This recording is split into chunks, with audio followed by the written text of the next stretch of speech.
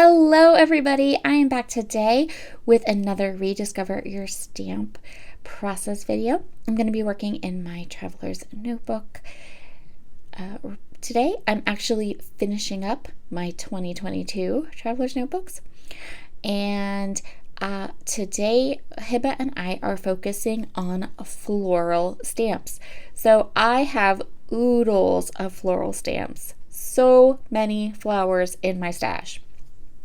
So many stamps. So I kind of went through and I pulled out one I haven't used in a really long time, but that I really like.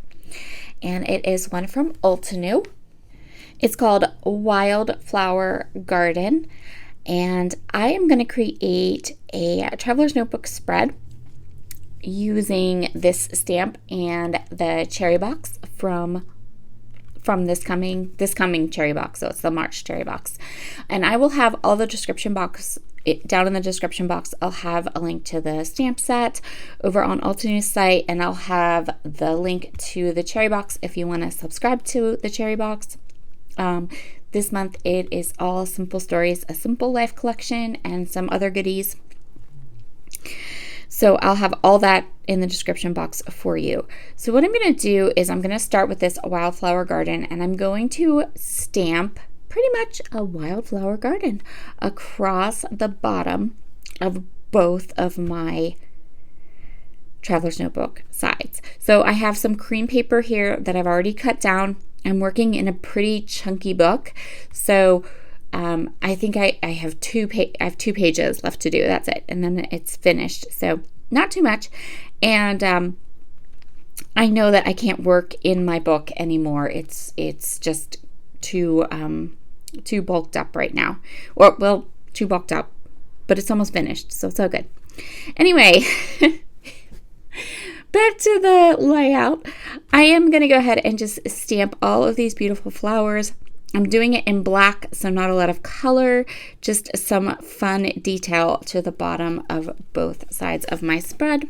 I'm stamping everything twice with my Misty, but I'm about to make a big, huge mistake. There it is. So, wait, not quite yet. Wait, where is it?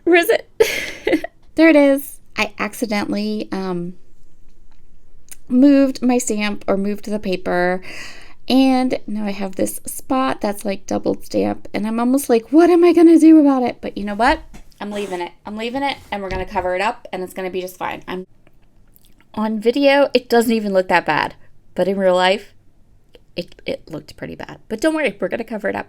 All right, I'm going to move this side of my spread away, clean up my Misty so we don't get any kind of smudgy black ink anywhere, and then we're going to do almost the same thing on the other side, except we're going to keep the flowers that I choose to stamp are going to be the shorter flowers, because this is the side of the spread where my photos are going to go. And since I know my photos are going to go there, and that I have 2 photos, I can just go ahead and keep the flowers more to the bottom so that I'm not covering up a ton of them when I put my pictures down.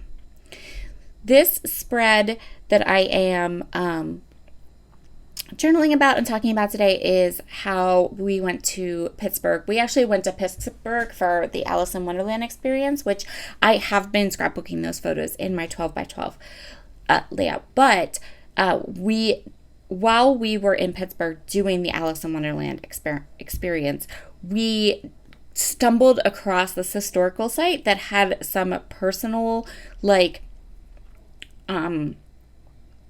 relationship to me and my family. So I took these photos, and they don't fit in with the rest of my Alice in Wonderland because it has nothing to do with Alice in Wonderland, but I thought it would be a nice thing to document in my Traveler's Notebook, that we stumbled across this kind of historical site that meant something to us, and I thought I'd go ahead and document it. So this is the last little flower I'm going to stamp on my spread.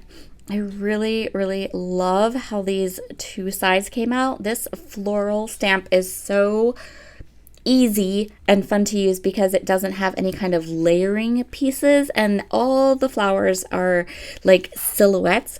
So they look so good stamped in black. I really, this is one of my favorite stamp sets, and I haven't played with it in a really long time. So I was really excited to pull it out and kind of rediscover it.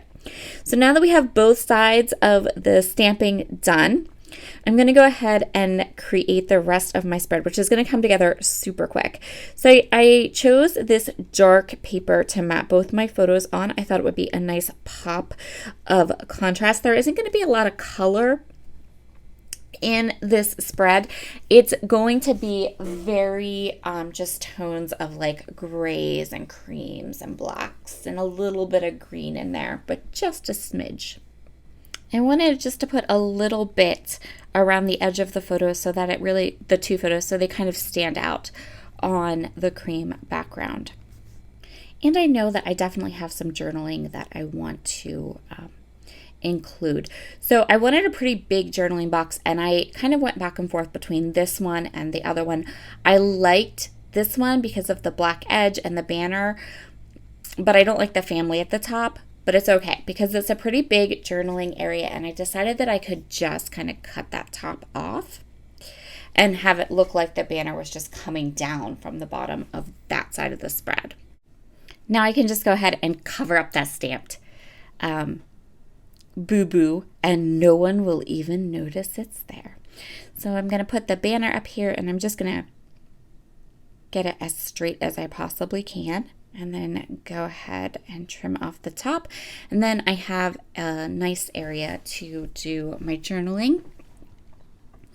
And then I'm going to decide just to put a little butterfly up at the top. I really hadn't planned on using too many of the die cuts. I thought maybe I'd use one or two, but when I made that mistake, I knew we were going to need to pull in the die cuts, and I don't want to pull them in just to one area. So I want to make sure that I have like 3 areas where those images and that style of image is on my layout.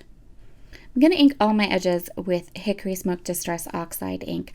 I love how this oxide ink color looks with this collection. I think it just matches and looks so nice and gives everything a little bit of extra interest. I added one little butterfly die cut to the top of that journaling box, kind of off to the edge, and now I'm going to put my photos down. And again, inking all of the edges with the Hickory Smoke. I always use vintage photos, so now I'm like super tempted to do that, but it's Hickory Smoke Distress Oxide ink, and I'm going to put this little butterfly die cut over to the edge, just kind of off the edge right along the photos, mostly just because I needed to have another die cut on that side so that we had a nice visual triangle and things could your eye could travel smoothly between the two sides of my spread. I'm going to ink everything with the oxide ink, and then that's where we're going to call this layout all done. And here are all the close-ups. Thank you all so very much for joining me today. If you are coming over from Hibba's channel and you are a lovely peach, hello, hello. I'm so glad you came to visit me today. And be sure to head over and check out Hibba's spread as well, because I'm sure it will be fabulous. That girl is so amazing. All right, everybody, have a great day. Bye.